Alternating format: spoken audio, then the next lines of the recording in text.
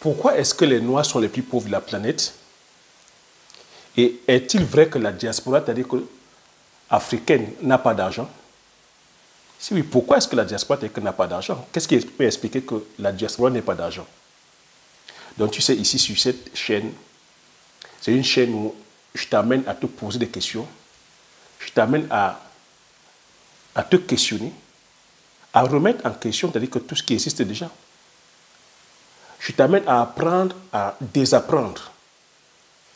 Je t'amène ici à questionner, c'est-à-dire que voilà, ta façon de fonctionner, à questionner ton mindset. Parce que c'est en se questionnant qu'on pourra justement évoluer. C'est en te questionnant que tu deviens la meilleure version de toi-même. Car j'ai coutume à dire, nous ne sommes pas des arbres, les choses ne sont pas figées. Moi, je vais essayer de développer pourquoi est-ce que tu as dit que nous, les Noirs, nous sommes une communauté faible sur le plan économique. Pourquoi est-ce que nous ne sommes pas riches? Tu sais, si ma définition de la richesse, ce n'est pas le fait d'avoir de l'argent. Tu vois que je commence à répondre à la question pourquoi la diaspora n'a pas d'argent. Moi, je vais te dire voilà, pouvoir expliquer, démontrer le fait, démontrer pourquoi est-ce que nous sommes une communauté qui ne pèsons pas sur le plan économique. Et quand je fais aussi que cette masterclass, c'est pour t'interpeller, te dire fais attention. Si tu es intéressé par l'entrepreneuriat, parce qu'ici nous parlons d'une chaîne business, si tu n'as pas encore solutionné ces différentes étapes, je ne vais pas t'inviter à aller entreprendre. Donc j'ai intitulé « Si tu es encore dans ces 4 niveaux de la pyramide de Maslow, je t'interdis d'aller entreprendre. Je t'interdis même d'aller entreprendre dans le domaine agricole. J'appuie encore, je t'interdis d'aller faire ces 7 cultures. Si tu es encore au niveau 4 de la pyramide de Maslow, je t'interdis d'aller entreprendre. Je t'interdis d'aller faire de l'agriculture, ce n'est pas pour toi. Et je t'interdis d'aller faire les 7 cultures que je vais partager ici avec toi. Car je pense que tu es encore à un niveau où tu ne peux pas aller entreprendre. Tu ne peux même pas aller faire de l'agriculture. Tu ne pourras même pas non plus aller faire ces 7 cultures-là. C'est violent, n'est-ce pas? Mais c'est un mal en bien. Je te permets ici, c'est-à-dire d'éviter d'aller faire l'erreur que tu es en train de faire en ce moment, en pensant que l'entrepreneuriat, c'est le voie bébé, en pensant que l'entrepreneuriat, c'est un phénomène de mode, en pensant qu'en allant dire aussi que tu es CEO, tu es entrepreneur, ça flatte ton ego. Je vais détailler les 4 niveaux de la pyramide de Maslow. Tu verras que tout ce que tu es en train de faire, tu es dans la mouvance, tu es dans le suivisme, tu veux faire genre, tu veux plaire, tu veux paraître. Non, l'entrepreneuriat, ce n'est pas le voie bébé. Si tu es à la recherche d'argent, je vais te demander ici d'aller chercher le travail pour pouvoir commencer à gagner de l'argent. Je vais te demander d'aller chercher une activité qui te génère des sous, d'aller faire le commerce, de commencer à aller vendre le Njansan pour gagner de l'argent, de vendre les citrons pour gagner de l'argent, de vendre les beignets pour gagner de l'argent, de faire les chips et vendre pour pouvoir avoir de l'argent liquide. Parce que lorsqu'on pense à aller entreprendre, c'est une façon de vivre. C'est un autre mindset en fait. On ne va pas parce qu'on veut gagner de l'argent tout de suite. On ne va pas parce qu'on veut la rentabilité, le la. On ne va pas entreprendre parce qu'on pense que c'est la tontine. Que lorsqu'on dépose son argent, j'ai mon tour de gagner. On ne va pas parce qu'on te miroite les rentabilités à 200, 300%. On te dit, donne ton argent, va dormir et tu viens prendre après. L'entrepreneuriat, c'est, comme je dis, c'est une philosophie. C'est une façon de vivre. C'est un voyage. Ce n'est pas une destination. C'est des valeurs, en fait. Lorsque tu viens répondre à un besoin, à une problématique. Mais je peux te garantir qu'en entrepreneuriat, si tu vas uniquement avec l'optique de gagner de l'argent, tu vas en perdre. Si tu vas avec l'optique de vouloir gagner de l'argent, c'est le meilleur moyen de perdre ton argent. Parce que la plupart du temps, vous n'êtes pas formé, tu n'es pas formé. Tu ne veux pas te former. Et l'entrepreneuriat englobe plusieurs, c'est-à-dire que justement, corps de métier. L'entrepreneuriat, dans l'entrepreneuriat, c'est comme je dis, c'est une façon de vivre. Il y a comme ça plusieurs potentiels à cocher. Tu as ton développement personnel, tu as ton mindset, tu as la partie spirituelle, tu as la partie économique qui est l'éducation financière, tu as la partie agronomique, c'est l'agriculture que tu veux faire sur ton business, tu dois apprendre sur le business. Donc, permets-moi donc de te développer les 7, je vais te développer les 7 cultures, et puis les 4 niveaux sur la pyramide de Maslow, sur lesquels, si tu te trouves présentement, je vais te déconseiller d'aller faire l'agriculture, ou soit d'aller entreprendre, ou de faire les 7 cultures. Donc, la pyramide de Maslow, qu'est-ce qu'on a sur la pyramide de Maslow? On a dit que cette pyramide qui est là, la pyramide c'est ça. Le premier niveau, c'est les besoins physiologiques. Deuxième niveau, besoin de sécurité. Je vais développer après. Hein. Troisième niveau, besoin d'appartenance. D'appartenance ou d'amour. Quatrième niveau, c'est les besoins, c'est-à-dire que d'estime. On veut, c'est-à-dire voilà, d'estime, on veut être reconnu. Donc, voilà les 4 niveaux. Et le cinquième, c'est besoin d'accomplissement. Voilà le top level. Lorsque tu es au besoin d'accomplissement, là, tu es arrivé. Donc, je vais donc développer les 4 niveaux. Tu vas comprendre pourquoi la communauté noire est pauvre et tu comprendras pourquoi on dit que la diaspora n'a pas d'argent. On se doit d'assumer ça. Les conditions qu'on traverse maintenant, les conditions que tu traverses maintenant ne te définissent pas. Mais si tu ne reconnais pas que tu n'as pas d'argent, parce que ne pas avoir d'argent, ce n'est pas la somme d'argent que tu gagnes. Parce que l'erreur que beaucoup commettent, c'est quand on dit que la diaspora n'a pas d'argent, on pense, ils voient directement leur salaire. Ah, je gagne 2 000 euros, je gagne 3 000 euros, je gagne 4 000 euros, je gagne 5 000 euros. Non, ça n'a rien à voir avec ce que tu gagnes. Tu peux même gagner 10 000 euros. Mike Tyson en a gagné comme ça par combat 400 millions. Mais il les a tous perdus. Parce que quoi? Il n'avait pas cette science-là à comment faire multiplier son argent, à comment épargner et multiplier son argent. On a plusieurs sportifs comme ça en NBA. On a des artistes dans le monde du showbiz qui ont gagné des millions, des centaines de millions de dollars et qui ont tout perdu. Mais, Wabawou, quand on dit que tu n'as pas d'argent, tu commences à dire que non, je gagne 2 000 euros, je gagne 3 000 euros, je gagne 3 000 euros. 3 000 euros, c'est quoi face à 400 millions que Mike Tyson a gagné et qu'il a tout perdu? 3 000 euros, c'est quoi face aux joueurs de loto qui gagnent comme ça des super jackpots à 30 millions d'euros et qui les perdent? Donc ici, quand on dit qu'on n'a pas d'argent, c'est parce qu'on n'a pas l'éducation financière. C'est parce qu'on ne sait pas gérer son argent. C'est parce qu'on n'a pas l'intelligence financière, on ne sait pas fructifier son argent. C'est aussi parce qu'il y a un certain conditionnement. C'est notre état d'esprit. C'est le paradigme que nous avons tel que vis-à-vis de l'argent. La perception que nous avons vis-à-vis de l'argent. Donc, quels sont les 4 niveaux sur lesquels, si tu es dedans, je te déconseille d'aller entreprendre?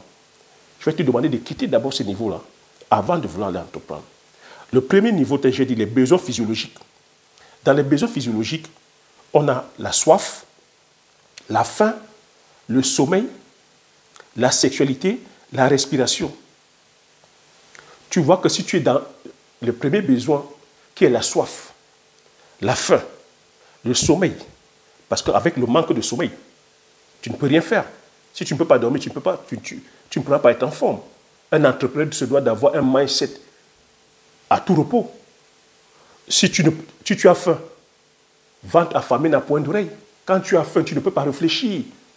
Est-ce que tu peux commencer à réfléchir comment créer une fusée, comment développer une technologie qui puisse révolutionner le monde quand tu as faim? Est-ce que quand tu as faim, tu peux penser comment créer une industrie de transformation de manioc? Quand tu as faim, est-ce que tu peux monter une industrie de transformation de l'huile de palme?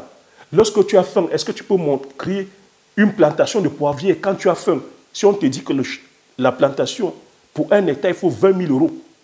Donc il faut 13 100 000 francs. Quand tu as faim, est-ce que tu peux aller investir? Quand tu as soif, est-ce que tu peux te permettre le luxe de dire que tu vas aller entreprendre quand tu as soif? La sexualité, c'est pareil, parce que c'est des besoins. Quand ça, c'est des besoins vitaux. Quand tu n'as pas ça, tu peux mourir. Quand tu n'as pas ça, tu peux faire tout et n'importe quoi. C'est pour ça que dans nos sociétés, vous voyez comment la pauvreté, les pauvres sont manipulables. C'est pour ça que vous voyez tous les sévices. tous les vices qui sont là. C'est pour ça que vous voyez les porte-monnaies magiques, parce que les gens sont pauvres, vont aller dans les sciences occultes, vont aller, c'est-à-dire que justement, pratiquer, c'est-à-dire que voilà, toutes les pratiques sordides que vous voyez en ce moment, vont aller, c'est-à-dire que voilà, coucher pour avoir de l'argent, parce qu'ils veulent manger, parce qu'ils ont faim, vont vendre, c'est-à-dire que certains organes pour avoir de l'argent. On a vu la pauvreté pousser les gens en Inde vendre leurs organes, vendre par exemple un rein. C'est très dangereux. La deuxième partie de la pyramide, deuxième niveau, les besoins de sécurité. Besoin de sécurité, c'est avoir un toit. Quand tu n'as pas un toit, quand tu n'as pas où mettre ta tête, comment tu peux penser commencer à aller entreprendre? Quand tu ne peux pas payer ton loyer, tu n'as pas l'argent pour payer ton loyer, tu n'es pas en sécurité. Tu ne peux pas dire que tu vas aller entreprendre. Quand tu es là, que tu n'as pas Internet, tu n'as pas de l'eau, tu n'as pas la lumière, tu n'as pas... Je veux dire, tu n'as pas les commodités, quand il n'y a pas la route, quand il n'y a pas, je veux dire ici, le vivre ensemble, quand tu es en insécurité, insécurité, c'est que sur le plan institutionnel, insécurité sur le plan de la sécurité même interne, quand il y a des guerres civiles, quand il y a que des guerres comme ça où c'est des pays qui t'attaquent, quand il y a même des fois, même des tremblements de terre, des sinistres, quand il y a des inondations, on n'en pas fini, tu n'es pas en sécurité. Donc quand tu es en instabilité, non, tu n'es pas tranquille, tu ne peux pas penser à aller entreprendre. Tu vois, rien que ces deux cases-là, besoin physiologique, besoin de sécurité, ça handicape déjà l'Afrique. Voilà pourquoi tu as dit que les Africains sont pauvres, parce qu'ils n'arrivent pas déjà à cocher ces deux besoins vitaux. Parce que si tu n'es pas en sécurité, si tu n'as pas que les besoins vitaux qui sont manger, boire, si tu n'as pas l'eau, la lumière, l'électricité, si tu n'as pas les commodités qui sont là, les routes, mais tu es foutu. Troisième besoin, les besoins d'appartenance. Tu vas voir les besoins d'appartenance, on commence à monter. Dans les besoins d'appartenance ici, c'est l'appartenance ici, c'est être aimé. Hein, on cherche l'affection des autres. Hein, on veut faire partie du groupe. Donc, dans les besoins d'appartenance, on a d'autres personnes. C'est là où on commence à voir la diaspora aussi. Besoin d'appartenance maintenant, on veut plutôt être aimé, on veut faire partie du groupe, on va aller acheter le dernier iPhone qui est sorti à 1 500 €. Mais quand tu vas dépenser 1 500 € pour ton iPhone, tu capotes déjà tes chances de réussite.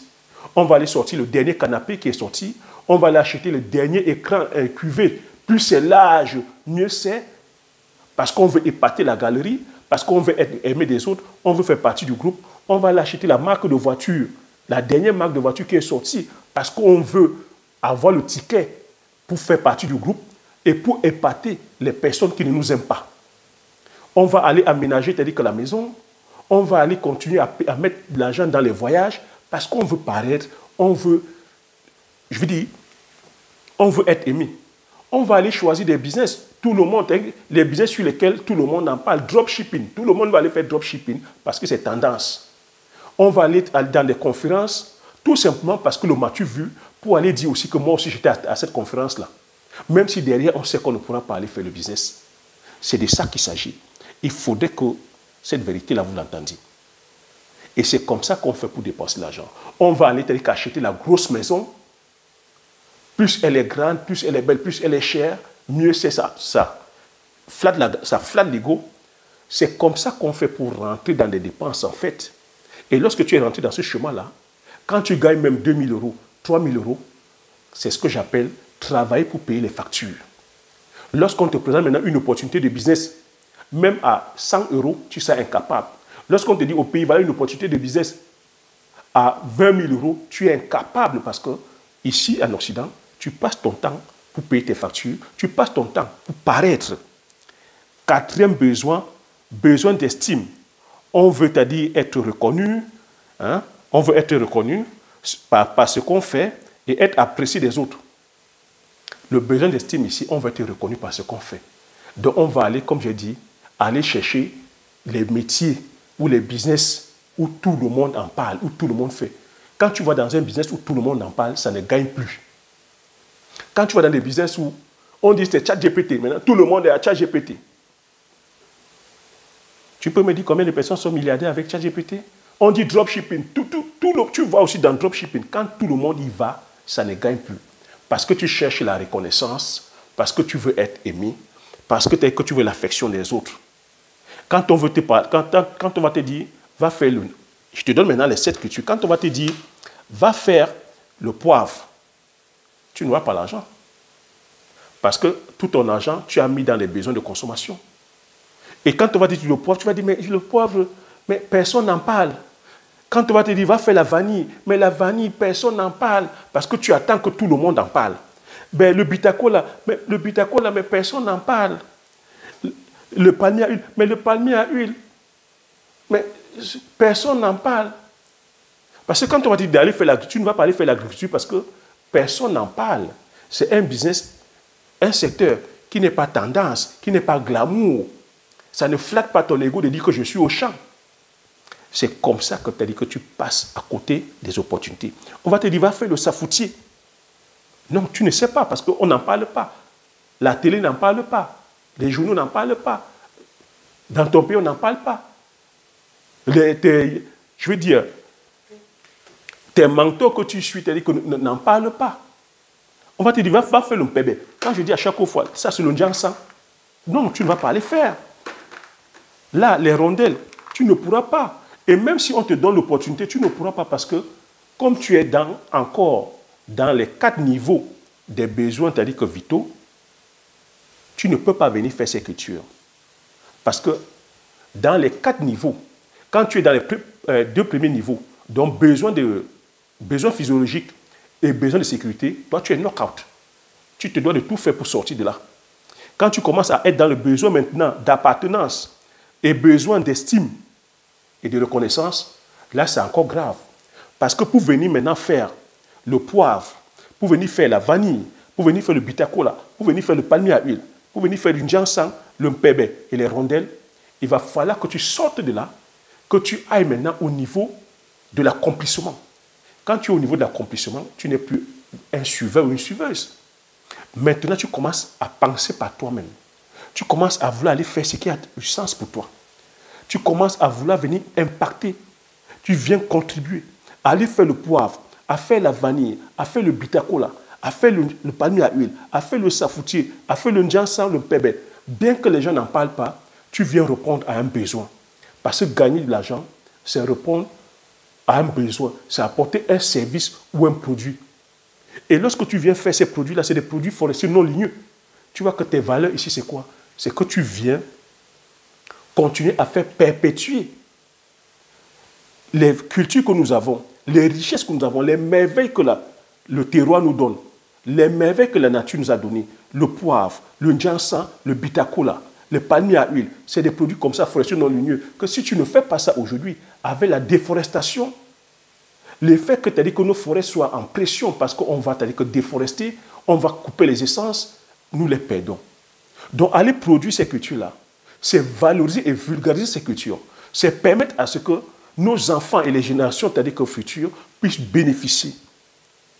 Ne pas manger le poivre, mais c'est une façon de, je veux dire, de nous rendre malades. Parce que le poivre, comme je dis, c'est un aliment, c'est un médicament. C'est un médicament, en fait. C'est une façon comme ça de couper court avec notre pharmacopée. Manger ces épices-là, c'est se soigner. Que tu sois en train de manger le poivre, le njansan, le mpébé, les rondelles, le palmier à huile, c'est non seulement que tu t'alimentes de façon saine, mais tu te soignes en même temps. Parce que c'est des aliments et c'est des médicaments en même temps. Ça t'évite comme ça d'aller avaler les cachets chimiques. Mais en même temps aussi, tu t'enrichis. Parce qu'avec un état de poivrier, tu as facilement comme ça, minimum 30 millions, tu peux aller à 120 millions. Avec 120 millions, tu changes ta vie. Lorsque tu te lances dans la culture du palmier à huile, tu changes ta vie. Tu donnes la liberté, c'est-à-dire que financière à ta famille. Tu donnes la liberté géographique à ta famille. Tu changes, c'est-à-dire que tes enfants peuvent aller dans n'importe quel genre d'université, parce qu'on sait aujourd'hui que les meilleures universités sont payantes. Aux États-Unis, les personnes s'endettent à hauteur de 200 000 $, de 300 000 $ pour pouvoir payer leur pension. L'ancien président américain Barack Obama, c'est à la Maison Blanche qu'il a fini de payer sa pension universitaire. Tu te rends compte? Ça veut dire qu'il a travaillé toute sa vie, travaillé même en tant que sénateur. C'est quand il a été président à la Maison Blanche qu'il a fini de payer sa pension universitaire. Tu te rends compte? Si tu en as comme ça 3, 4, 5 enfants qui sont hyper intelligents, qui veulent aller à Harvard, qui veulent aller à Oxford, qui veulent faire HEC, qui veulent faire avec la centrale, qui veulent faire avec l'ENA, et que c'est les moyens qui te manquent. Les enfants qui veulent faire la médecine, qui veulent faire les grandes écoles d'ingénierie, mais que ton seul handicap, ce soit l'argent. Toi qui es ici de la diaspora, qui est en train de travailler, comment comptes-tu financer ta retraite? Tu es en train de voir comment que l'inflation est en train de tout détruire. Vous voyez comment la crise énergétique aujourd'hui fait perdre des boulots. Le CDI que nous avons aujourd'hui, donc c'est des contrats à durée indéterminée, c'est caduc aujourd'hui. Vous avez vu comment les conflits géopolitiques et géoéconomiques sont en train de détruire les emplois. La crise énergétique détruit les emplois. Donc aujourd'hui, si tu n'es pas wise, si tu ne sais pas comment gérer et savoir multiplier ton argent, tu meurs dans le film. Donc oui, c'est pour ça que nous avons une communauté qui est faible sur le plan financier. Donc lorsqu'on dit que la diaspora n'a pas d'argent, ce n'est pas qu'elle n'a pas l'argent fiduciaire, mais c'est qu'elle ne sait pas gérer cet argent. Elle a mis tout son argent dans les besoins que j'appelle inutiles, les besoins de consommation. Donc maintenant, il va falloir réapprendre à comment gérer son argent. Donc quand je dis gérer ici, c'est économiser et savoir maintenant multiplier cet argent. Donc avoir l'intelligence financière de savoir investir et investir sur les business sûrs. Donc ça, ce n'est qu'au niveau de l'accomplissement. Si tu veux maintenant aller au top niveau, il faut aussi maintenant qu'on ait une communauté qui est prompte à apprendre. On ne veut plus apprendre. Lorsqu'on atteint le niveau où nous sommes aujourd'hui, tu es docteur, tu es médecin, tu es plombier, tu es mécanicien, whatever, n'importe quoi, tu ne veux plus apprendre. On voit des gens comme ça, qui subissent les vies, mais qui refusent de changer, qui refusent d'aller apprendre un autre métier, qui refusent de se réinventer, qui refusent de se transcender. C'est de ça qu'il s'agit. Nous ne sommes pas des arbres. On peut dire que choisir un côté aujourd'hui, on va à gauche. Si on se rend compte qu'à gauche, ce n'est pas le chemin, et choisir, on change de direction, on va à droite. C'est pour ça qu'on dit que la vie, c'est l'expérience en fait. Mais il y en a qui ont choisi de ne plus vivre l'expérience en fait. Il y en a qui ont choisi de subir leur vie. Les personnes qui réussissent, c'est les personnes qui ont refusé de subir leur vie. C'est les personnes qui se réinventent. C'est les personnes qui, à chaque fois, se réinventent. Qui ne prennent pas pour... Qui se disent que non, c'est qu'elles vivent pour l'instant ne les définit pas.